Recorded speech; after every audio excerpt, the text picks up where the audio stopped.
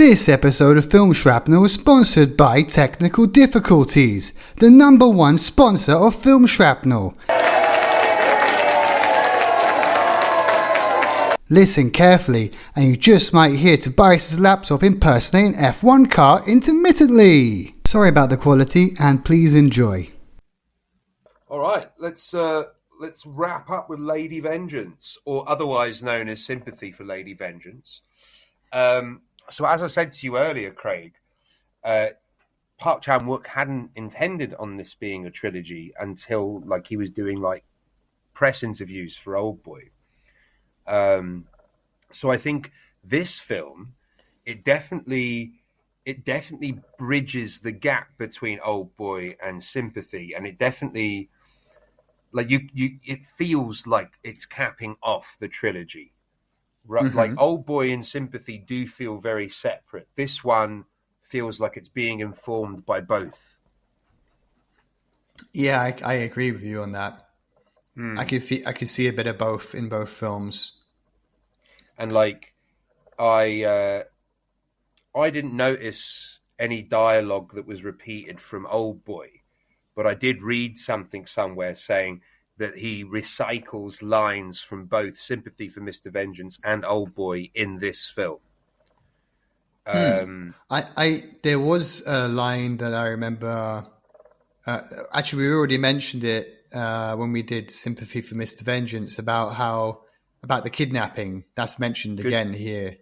Yeah, good kidnapping and bad kidnapping. Yeah. Yeah.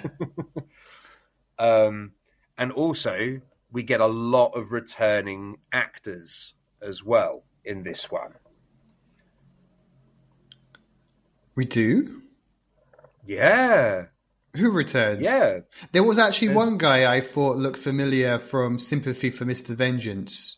One of the fathers. He looks familiar. I think you're right. But I didn't get anyone else. Well, so I noticed a lot of actors from Oldboy in this one. Odesu is the guy who plays Odesu is the child killer. Really? Yeah. Huh. I didn't really recognize. I guess in Oldboy he has quite a distinct look. Maybe that's why I didn't recognize him. Here he looks quite sharp. I mean, this is the thing. In Lady Vengeance, he looks more like he does at the beginning when he's all drunk and in the police station than he does for the rest of the film. Yeah. Huh, that's interesting. And you also have when we get the very, very end of the film, she sees the little boy that she went to prison for, and he grows up, and it's Woo Jin as well. No way. Yeah, no way. Woo Jin, the same actor. He looks like a teenager in this film, but in Oldboy he looks like an adult. I don't know. Maybe that's just actors for you. I do think he has a very young face, in all fairness. He does look young. Even in Oldboy, I think he looks significantly younger than Odesu, even though they're meant to be the same age. That's well for you, isn't it? So, shall we get cracking? I have a quick question for you, though, before you get into it. Did you know that there are two versions of this film? So there's a standard version. What? Yeah, there's two versions. A standard version and a fade to black and white version. Which one did you watch? Oh, well, okay. It's funny you say that because where's my note? I've got to skip through my notes. I remember writing it down, but now I can't find it. Well, look. Oh, yeah, here you go.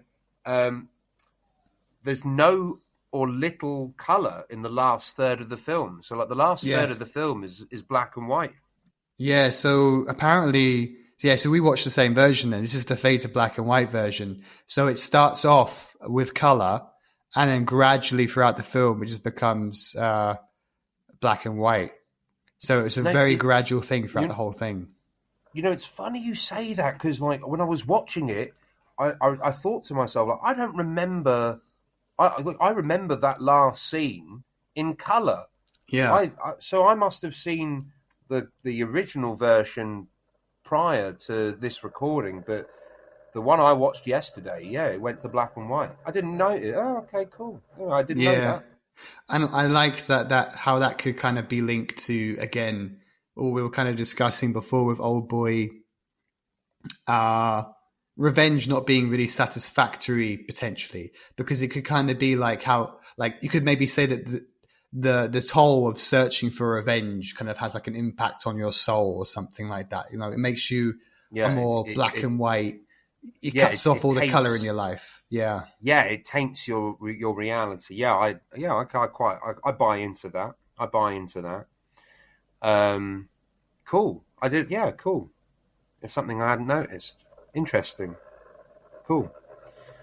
But I will say this. I said this to you earlier. I think this is the most surreal out of the three. There are definitely more surreal imagery in this one than there is in the previous two. So let's just run through the film. We start off with like media coverage of a child murderer. Now, I thought this was interesting because it's kind of like glorifying violence, like violence being something that we watch on TV or in the media, and it's endearing to an extent. Did you get a vibe on that? Well, aren't they kind of like talking about her being reformed, though, right? Yeah, but like she killed a fucking child as far as everyone's concerned, and she reenacts it. Like they all film her reenacting the murder, and like it just made me think of shades of like, you know, the O.J. Simpson trial being big media, like having huge media coverage when it was going on, but also like just our general obsession with violence in society, in media, you know, whether it's action movies or video games or whatever. Like as a society, we do enjoy cathartic violence, and I couldn't help but think like there's an element of that because she, you know, as far as everyone's concerned, she is a child murderer, and she's still well liked because what? She's beautiful, or an unlikely murderer or something. Like it's very odd. Yeah, I kind of feel a bit annoyed by that actually. I don't know about you, but I don't feel that this film is as well thought out as the other two, and I just don't really I don't know, agree with the characters so much. Like, I will say this, again, I'm jumping ahead, I'm sorry. I feel like with the first two films, both of them feature a character change through revenge. In the first film, you have our rich guy, the actor who was in Parasite. He goes through a transformation of seeking revenge.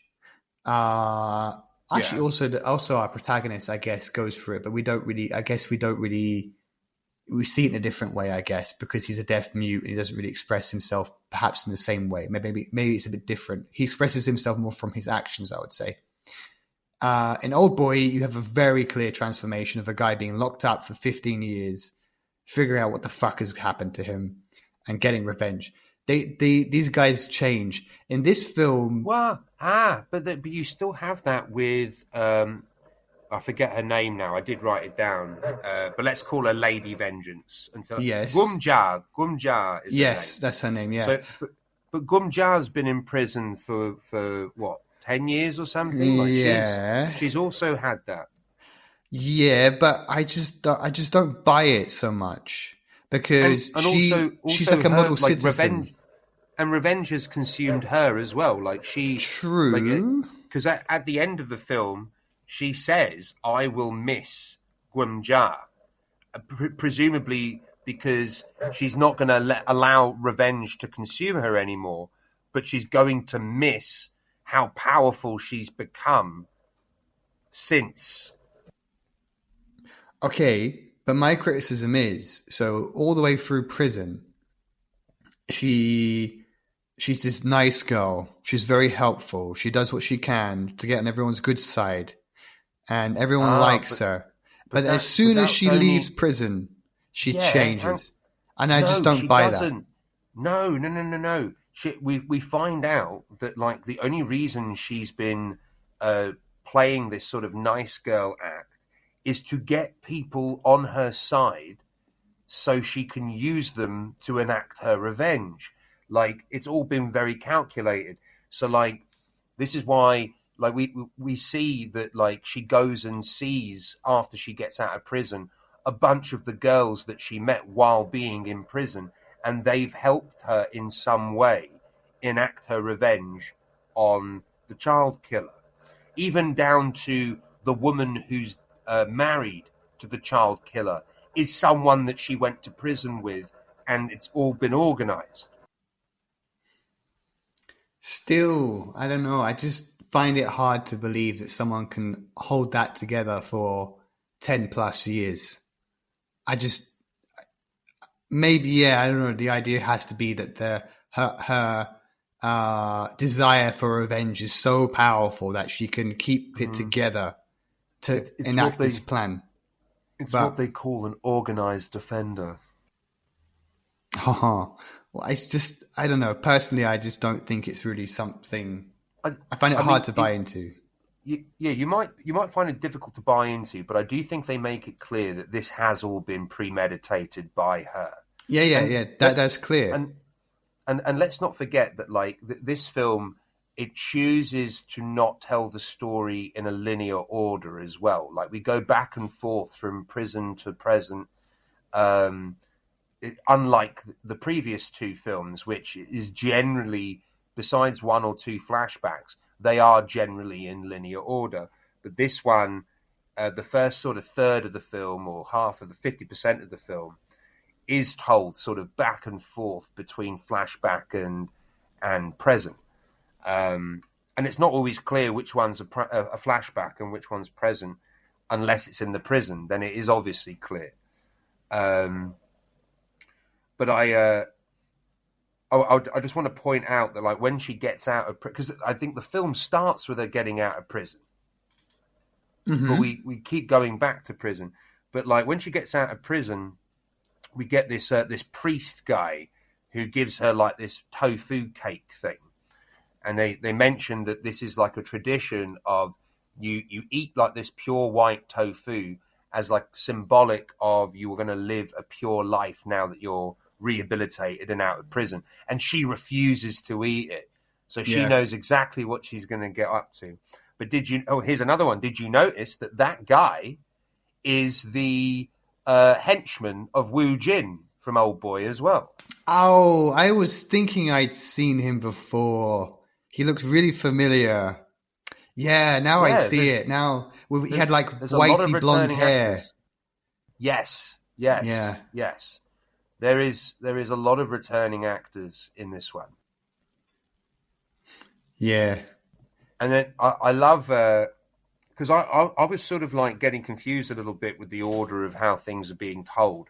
But when she cuts a finger off, that's in penance to the parents of the kid that she got arrested for murdering. So, and then they turned around and like got her to a hospital, and that took all of her money. The money she'd saved to get everything done, she had to spend getting her finger reattached. And then I think she has the vision of the child killer's head on a dog, and she shoots him. Yeah, that was very interesting imagery. Yeah. I mean, the only thing I can think of is like, it's like she wants to put him down like a rabid dog. That's the only thing I can think of. Yeah. Another thing as well I'm thinking about. So a lot of this film, it's her kind of getting prepared to extract her revenge on Mr. Bake? B-A-E-K. I'm not sure how you pronounce it. Yeah. Maybe Bake. Or Back. I feel like it took a bit too long to get to that point. I feel like I'm not sure if all the people that she met along the way for certain favors really added much to it. I mean, so we have the whole thing about getting the gun, and obviously the woman that's married to Mr. Bake as well is useful as well because she helps kind of capture him.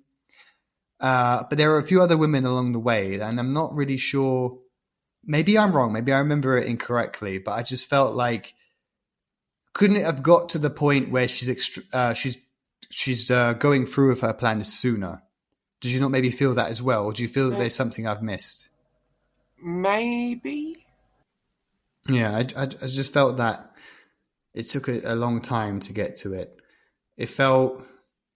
I mean, what does she really need? She needs to capture him.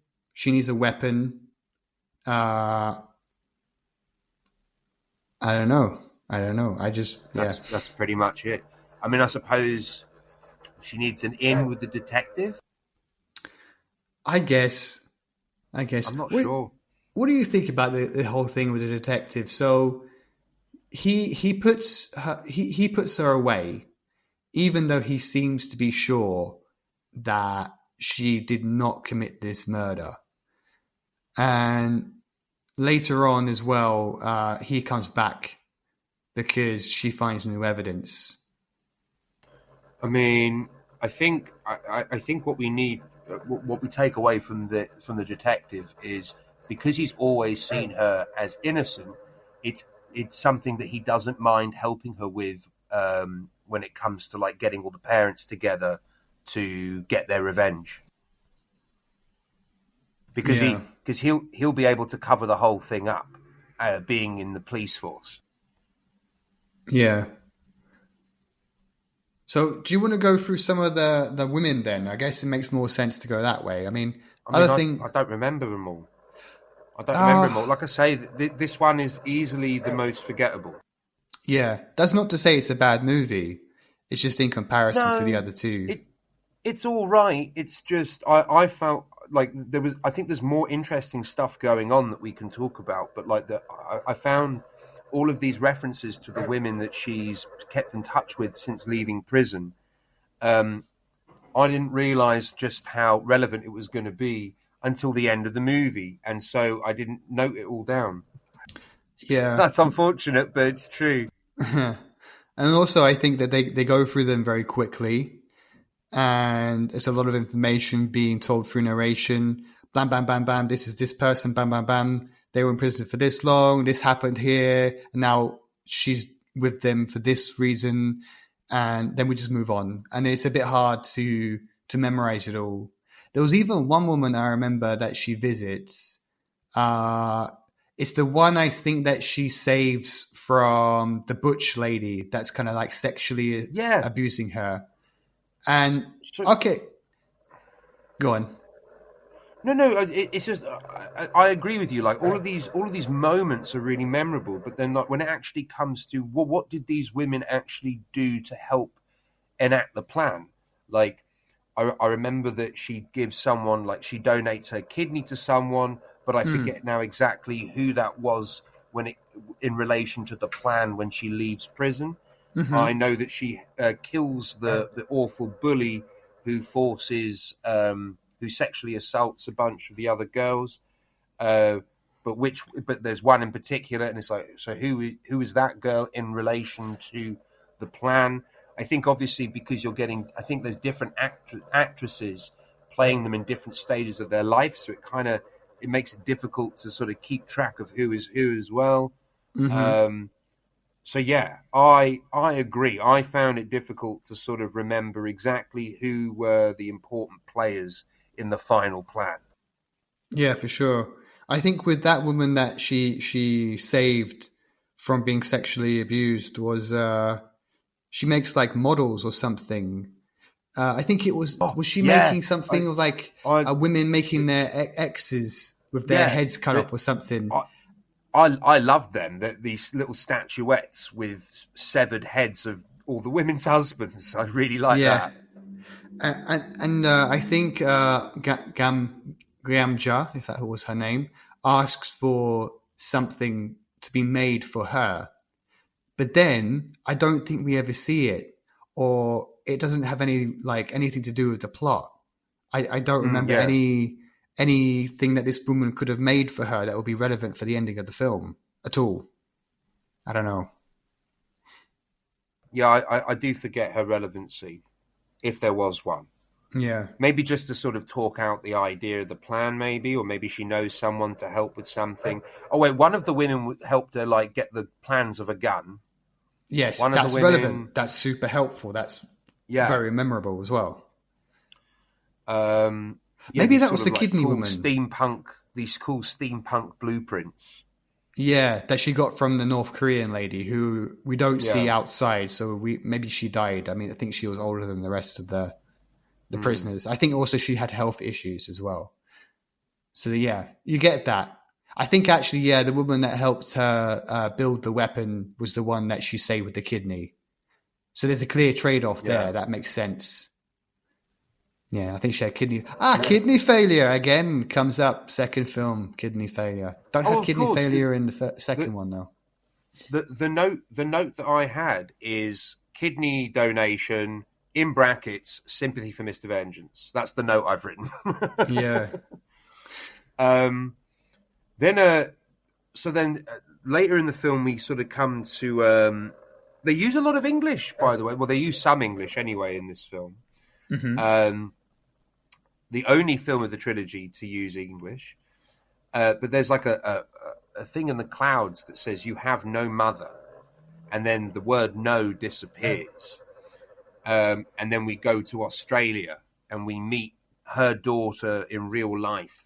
That we do later find out she only admitted to the crime because her daughter's life was being threatened by the child killer, so she took the rap so her daughter wouldn't get murdered, basically.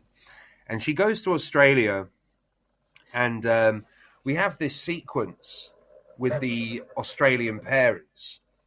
And I just found it so weird that, like, I wrote in my notes, like, this film is way more weird than the other two. But, like, we have a sequence where the Australian parents are saying, "Oh, we got your little daughter. You used to have her. Now we've got her." And then she also starts crying with laughter. And it's like, what the fuck is going on here? Yeah. It was very unusual, that scene. It's strange. And then the little girl insists that Gwenja takes her back to Korea, to Seoul, and when she says no, she then threatens to kill herself if she doesn't get to come back to Seoul. Yeah, and she pretty much accompanies her. Can I also say as well? I feel that what I didn't like in this movie, which I think the other two don't have this problem, is that you clearly know what the revenge is in Oldboy, and you know what the revenge is in Sympathy for Mr. Vengeance. It's quite clear. You know why the character wants revenge. When I say Oldboy, by the way, I mean specifically Dae-soo. You don't know the other guy's revenge. You know what Dae-soo wants revenge for because he was a captive for 15 years. In this film, they kind of withhold information from you, and piece by piece, you kind of figure out her life, and you find out, oh, she has a daughter. Oh, she wants revenge because this guy was sexually assaulting kids. Well, one specifically, and killed him and blamed her.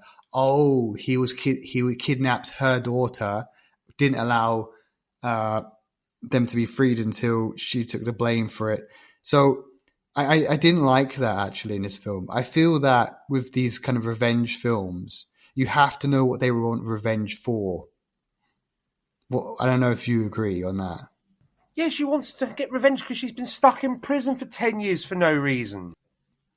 Yeah, but I just felt like it needed something more powerful than just being in prison. Oh, so you'd rather something like Oldboy, where he's been in prison for 15 years? Well, with Oldboy, you kind of feel... It's the same! No, it's not. I feel it's the different. I don't know. Prison for her didn't look as fucked up as being in captivity for Dae-soo and Oldboy. It felt different. You got to agree. It might have felt different, but like it's still being in captivity, and it's still someone being forced to be someone new because of something that was out of their control that shouldn't have happened to them in the first place. And that's absolutely a fair enough reason to want revenge. I don't know. I feel Why? that. Why don't you know? It's Because fair enough. I feel that with Oldboy, you connect with him more on being trapped and how it affects him. I feel that this film, Lady Vengeance, you don't really see how it affects her being in prison. It doesn't feel like, because I guess it's because she's putting on her nice face the whole time. And then I you think know that's more about the characters. You know more about that because there's deeper motivation than just being in prison. With her, yeah, but I think it's down to like how it's the non-linear nature of how the story is told. That like you sort of get it drip fed to you over time, rather than just everything being dumped in the first sort of 30 minutes, like Oldboy is. Nah, maybe. I think with with these revenge films, that kind of drip by drip revealing of information doesn't work so well. But I also don't really like this in general, to be honest. No. But this is the thing. Like maybe Park Chan-wook doesn't want you to necessarily side with her at first. He wants you to dislike her, only to reveal over time that like you actually should have been on her side the whole time. Maybe. Because then it's distinct from the other three. Like the first one, it's not straight and narrow who's good and who is bad. In the second one, it's pretty straight and narrow who is good. And even when the reveal that like Odesu did something wrong, you still feel bad for him. And then by this one, it's like you don't have sympathy for her because she's a child killer. But then the more you find out over time, then you realize, no, she isn't a child killer. She has every right to do this. So then you finally have sympathy for Lady Vengeance by the very end of it. Interesting point. It's just playing with the structure of vengeance differently in all three. Perhaps. But I do agree. I don't think it works as well in this one compared to the other two. Yes. I don't know. I'm not trying to shit on this film. I'm just saying how I kind of feel. I also feel like generally for myself, I don't really, maybe I don't really like flashbacks and stories being told in that kind of long. No. Sometimes I do like it. Neither do I. Sometimes it does work really well. I just feel that this one doesn't work so well. I don't know. It kind of bugged me a bit. No, I get that because I'm very similar. Like I don't love flashbacks unless they're used well. And this one, I think this one is trying to be sort of unique in how it's structuring its story compared to the other two. Like I think he's purposely trying to make it unique to the other two, while also tying everything together as well, and finally giving you a cathartic moment of revenge at the end. So I think he's doing a lot with it, but I get it. Like as a sort of self-contained movie, when you don't compare it to the other two, it doesn't work as well. Whereas, let's be honest, Oldboy and Sympathy both work very well as standalone films. Yeah, I agree with that. Whereas I think you need the other two for this one. I think this one requires watching the previous two, even though the plot line isn't, they're not connected or anything. But I do think thematically so, they're very connected. Yeah, for sure. Now, for me, Craig, this is probably, we said that there's like one scene from each movie that I think stands out from the rest of the from the rest of the film. The first one is like the group masturbation sequence. In Oldboy, it's the one take action scene. For me, in this one, it's this very, very uncomfortable sex scene where they're just sat there having dinner And then in the middle of dinner, he stands up, walks up to her, and then just bends her over the table and shags her on the table. All the food goes into disarray. And she just starts talking to him like very casually about stuff like, oh, I'm going to go see a friend later, while having sex. And he's like, well, make sure that you don't pay for the dinner or whatever, like as he's thrusting. It's like really, really uncomfortable. And then he pats her like a good job, like well done. He pats her when he's finished. And then he just sits down and carries on eating. Yeah. Yeah, it's a very fucked up film, scene. Yeah. Very much so. This one always, this scene has always stuck with me. Because I watched this many years ago. This scene I've always remembered as very, very uncomfortable. And then does she not go and meet up with Gunja? She does, yes. But he's been paying someone to be taking pictures of them, so he knows that they've met up. So when she gets back, he ties her up and tries to get Gunja and her daughter abducted. But she shoots the abductors in the head to the backdrop of beautiful music.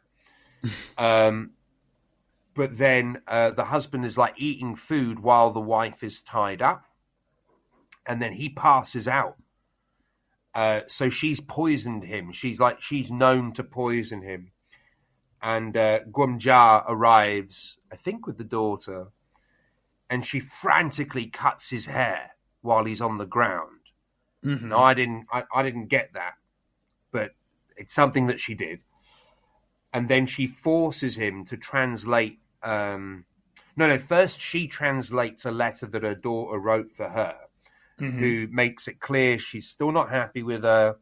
You can't just say sorry one time and it be good enough. You got to say sorry at least 3 times. That line reminds me of that joke in Zoolander where he's like, "What is this? A center for ants? It's got to be at least 3 times bigger than this." Yeah, proper reminded me of Zoolander. So yeah, so you got to say sorry at least 3 times, you know. And then she forces the child killer to translate her response to her. Mm-hmm. And I think this scene is really well done. And I think this scene shows just how good of an actress the Gwamja actress is. And also the kid. I actually thought the kid was pretty good in this scene too. And then she chokes and beats him. And I thought she was going to do it to death the first time I watched it anyway. But she chokes him out and beats him up. And then she shoots his toes off, which is always fun. Then we find out that there are more children that were killed. And he is just a full-on fucking monster. Mm-hmm. It's a whole, he has his mobile phone. He's got a little flip phone because, it's the early 2000s. And he's kept, tokens from each kid that he's killed. So the boy that she killed, that died, that she went to prison for, they mentioned it earlier, he had a favorite, little red ball. No, it was a marble, sorry. It was a marble. Marble. And then for each child that he has killed, there is another item, a favorite thing from each one. I think it's at least 4 or 5 items in total. So you find out that he's actually a serial killer, a child serial killer. A full-on monster. Yeah. Then at some point the Aussie parents have shown up to get the daughter back. I forget now. They don't really do much.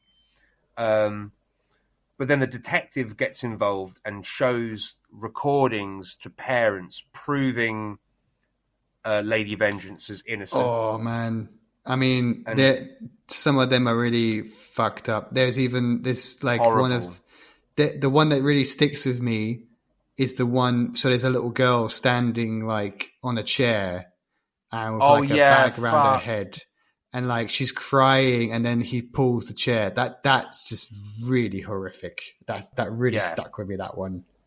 It's proper fucking brutal, and there's a scene where we see. I forget. I'm sure it's the detective when he watches the recordings. he has to run off and vomit for a bit. No, they're really intense. It's intense just seeing the parents respond to it. Like thank fuck we don't see it in a huge amount of detail, but we see the parents' responses in a huge amount of detail. And like, I think all the parents give a good performance here. Like, they're so distraught, as you would be. It's really, really awful, really, really intense. So this time, and this is the thing, I think that they've built up to this, where it's like, okay, the revenge in this film is going to be really fucking justified and really fucking enjoyable to watch. And we don't see it. No. But we don't get shown any of the violence. We just see people leaving the room to extract feeling that catharsis. And like, what I really like, so I've shat on this film a bit here and there for different things, but what I really like about this film, by this point, so we're in this disused, broken school, and it's almost completely black and white by this point, and you have these 4 or 5 parents, pairs of parents, shall I say, basically kind of planning how they get their revenge, and it's very, very dark. Like this, like I didn't find the stuff in the prison that dark, but by the time we get to this point in the film, it is now a very dark movie because I'll they're tell killing.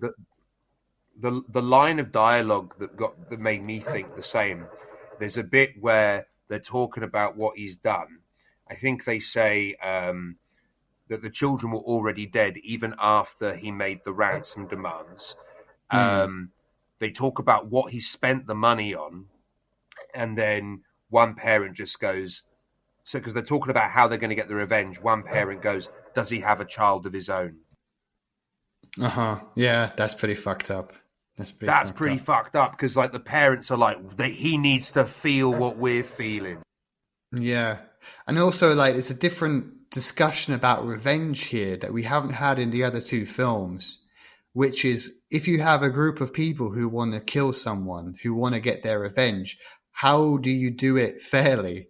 Like, just kind of like democratically organizing so everyone gets a fair amount of revenge. Who's going to be the guy that basically kills him? You know, who gets to beat the shit out of him and slice him up more than the other? Like, if one guy goes in there, stabs him 5 times and he dies, and no one else gets their revenge. So it's an interesting topic. This is it. One guy goes in with an axe and he's like ready to fucking chop him up. They're like, no, he's got to be alive for the last one. And and she doesn't waste any time. She just fucking stabs him in the back of the neck and is like, I'm done. Yeah. That was probably the best thing about this film is the ending. This sequence is great. This sequence is really well done, and like you know, I mean, they have to have this whole moment where it's like, okay, we've got to make sure that no one gets too guilty and then rats us all out. So they have to organize, like, okay, Lady Vengeance will just come and kill us if we rat out, and then they bury him.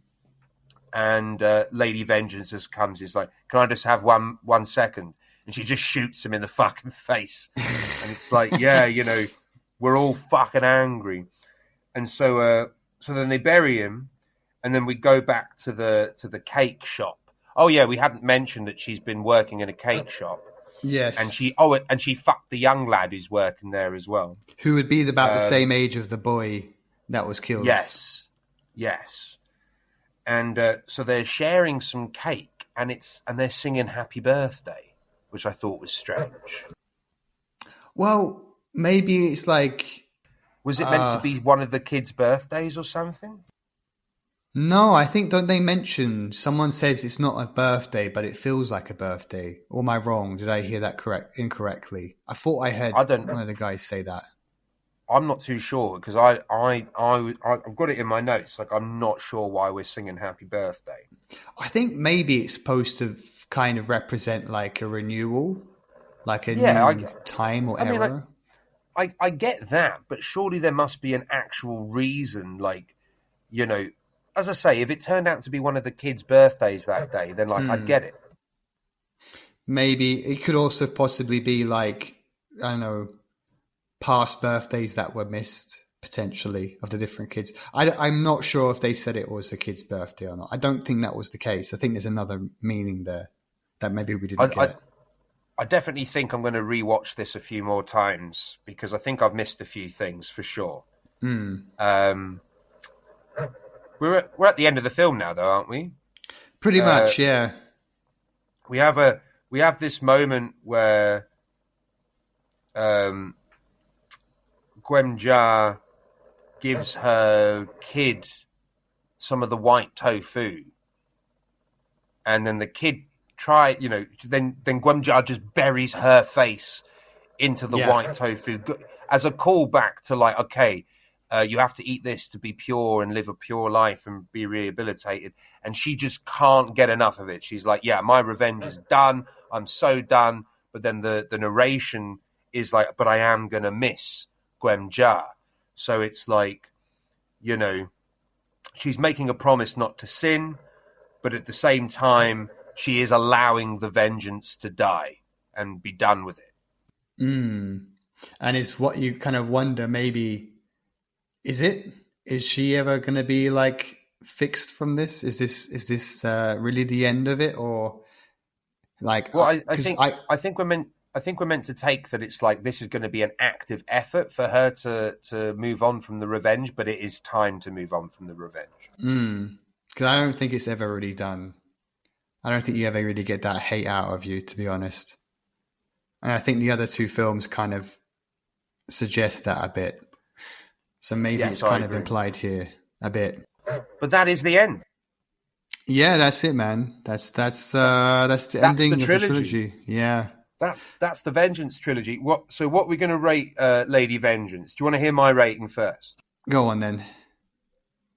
So I believe this is higher rated than Sympathy for Mr. Vengeance, as if I remember what you said earlier. Yeah, on some platforms, yeah. I'm going to give this. I gave Sympathy 8.5. I gave Oldboy a 10. I'm going to give this one a 7.5 because I still think it's excellent. And even the weaker films of Park Chan-wook are still visual masterpieces. I agree with you on that. I think also 7.5 makes sense. However, I do need to rewatch it again because I did miss a few important things as we established in this pod. Yeah, maybe I should also watch it again. I do feel I'm still kind of confused why Sympathy for Mr. Vengeance got lower reviews. I am wondering if because Oldboy was massively popular, if because Oldboy came before Sympathy for Lady Vengeance, if that impacted how people then reviewed it. Maybe people gave it a higher rating because they enjoyed Oldboy, and then they watched this, and then like there was more interest because Park Chan-wook could have been more well known internationally by this point. Yeah, that does make a lot of sense. I mean, Oldboy definitely put him on the map, like But I suppose Sympathy put him on the map initially, but Oldboy, like you get international acclaim, and then people start watching the rest of your cinema. Like I'm not sure if Oldboy was an immediate smash globally. I'm not sure, to be honest. I've always just known that it's a big film. Came out 2003, so it's 22 years old now, which is crazy to think. It is nuts to think it's 2 decades old, and it's for me, it's one of the best films that I've seen. And like, I just wish that we made movies that good still. Like we're I feel like we're still lacking. And Park Chan-wook has made other stuff. He tried his hand at Hollywood with Stoker. I think that was 2011, maybe, with Nicole Kidman. And I remember thinking, God, this could have been good, but it just was so forgettable. I haven't seen it, so I can't say. I'm not really too familiar with his work outside these 3 films, to be honest. But these 3 are fucking amazing. As trilogies go, this is easily one of my favorite. I mean, Lady Vengeance is the one I've seen the least. I've only seen it one other time previous to this pod. Whereas Sympathy and Oldboy, I mean, Oldboy I've watched, like, I probably watch once a year regularly. Like, I read at least once a year. I love it. Sympathy for Mr. Vengeance I've watched a few times. But Lady Vengeance, this is the second time I've ever watched it. And I'd forgotten a whole bunch. But, like, there was a couple of scenes that I remembered. Yeah, I think I'll be rewatching this one. And then who knows, maybe my rating will either go up or down, depending on continued watching. I wouldn't be surprised if it goes up, because I feel that because of the non-linear way that this film has been done, and there's so many characters that are here and there, I wouldn't be surprised if you rewatch it and some more things become up, some things that you might have overlooked become apparent, and okay, there was a reason for this and that. Similar to like when we were talking about Oldboy earlier, you mentioned the whole thing about Woo Jin being in the chat with what's her name, the daughter's character, and why was that there? That didn't make sense. And we're talking about it. Oh, okay, that's where they got the Evergreen name from, and that led them to the school. So there might be a lot more things that we're just overlooking, and maybe we need another watch of Lady Vengeance to truly understand its significance, perhaps. Yeah, and I can't help but think that, like, I was, like, let's not forget, I don't speak South Korean, and I was writing notes throughout. So, like, maybe I did miss a couple of things that I needed to spot. But yeah, I will definitely be rewatching this. And have like a good focus on it. But I really did enjoy it, and I think this is, the final catharsis that has been missing from this trilogy. Yeah, absolutely.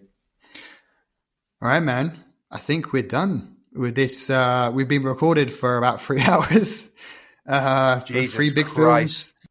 I don't really feel that tired. Sometimes we've done a lot in one day, and I feel exhausted, but I don't really feel so exhausted today. This is the thing. Yeah, I agree. There have been times where we might have like recorded for like an hour and a half, 2 hours, and by the end of it, I'm like, oh, I'm so done with fucking. I'm so tired. And here we've recorded for 3 hours, and I'm like, mate, can we find like a fourth film to talk about? we could talk about the remake if you like of Oldboy, but no, not that crap.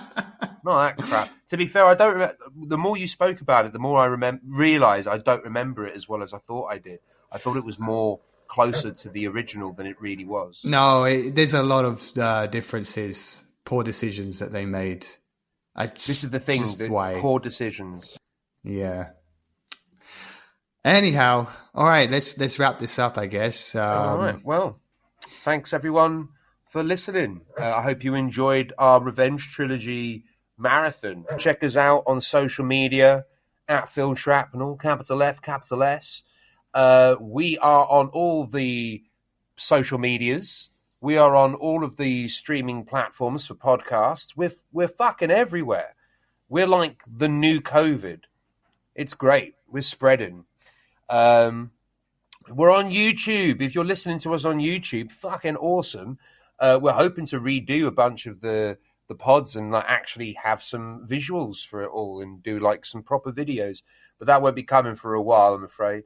But keep, if you like what you're hearing, keep listening, keep supporting us, and we'll be able to keep bringing you more stuff. We did take a huge break this year, but hopefully we are now back to it, and we're going to push on. And thanks for everyone for coming out. Craig, what do you want to say? Not more I can add, really. Just keep listening to us, and yeah, we'll keep bringing more content to the table for you. You keep listening, we'll keep talking. Yeah, pretty much. All right, then. Take care. Right. Bye. Bye-bye.